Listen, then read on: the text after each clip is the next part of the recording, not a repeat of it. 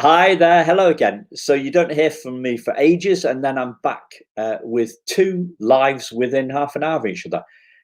Yeah, just prompted by an idea, really. I was just sending a message um, to another coach I'm working with at the moment. We're working on a program, a webinar for teachers and people in education to essentially make schools less stressful.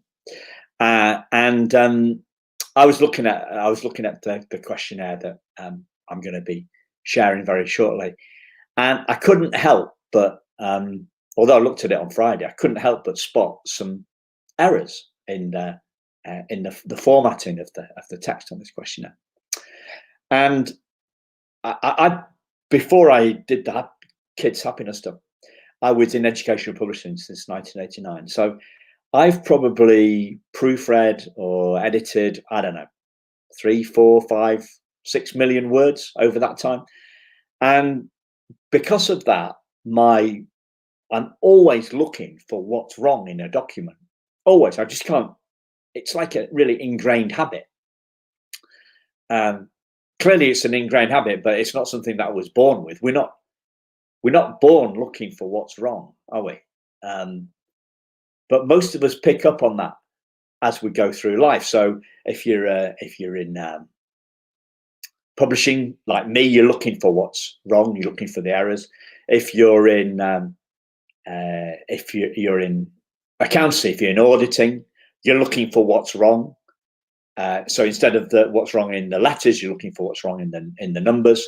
If you are if you're working on a production line that's turning out jammy Dodgers, one of my favourite biscuits, then you're looking for the misshapen jammy Dodgers.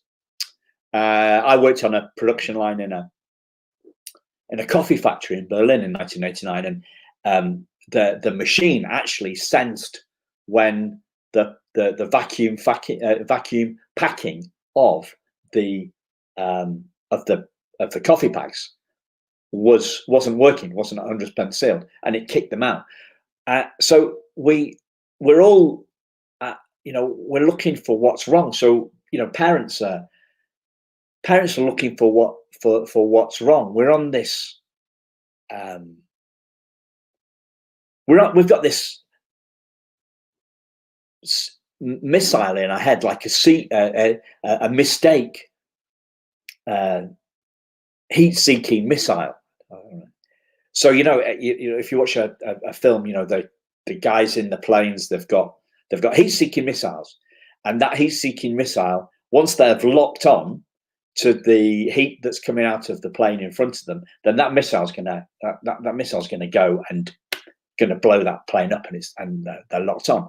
And as humans, we seem to be looking for what's wrong all the time. Well, what if we looked for what was right instead? Because although this is normal behavior for us, it's not natural. It's not natural. We're not born looking for what's wrong. We're not born looking for, semi-skimmed rather than skimmed milk, or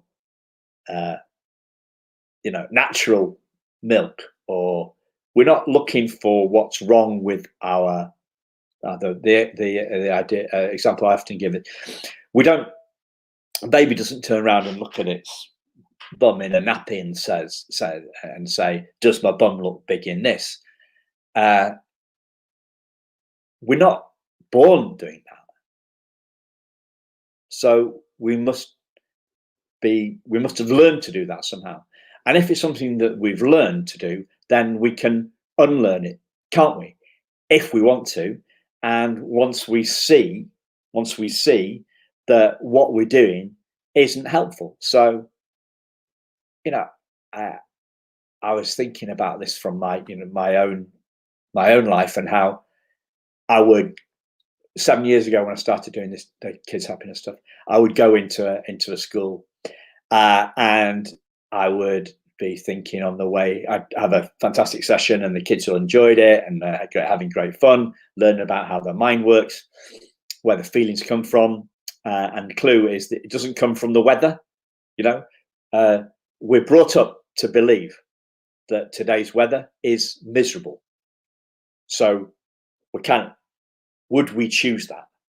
Would we choose to see today's rain as miserable weather? Clearly not, would we? We wouldn't choose to change our activities, change our plans on the basis of it being miserable weather. So my aim with all these videos that I do is to hopefully spark a little light in you somewhere, where you start questioning your thoughts and questioning what you believe. Because when the idea of miserable weather was mooted to me first off, I just thought, well, that's the way it is. It is miserable weather. And I thought, well, it's absolutely nuts, isn't it? The idea that the weather should determine our mood. Absolutely nuts. Do we want our kids to do that? Do we want our kids to think that they have to be miserable because the weather's miserable? Oh, it's miserable, isn't it? It's just so silly. It's just so silly. But it's just the norm, isn't it? Until we spot it. So, yeah, we're looking for what's wrong. What if we could look for what's right? And as a friend of mine says, who finds more pearls? A bus driver or a pearl diver? And the answer's obvious, isn't it? It's a pearl diver. The person looking for pearls, looking for what's right, the person who is the embodiment of looking for what's right, a pearl diver.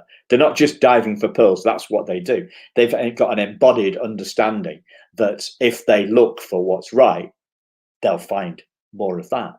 What if we could be that? What if our kids could be like that? The newspapers are just so full of negative stuff, aren't they? Who wants to be like that?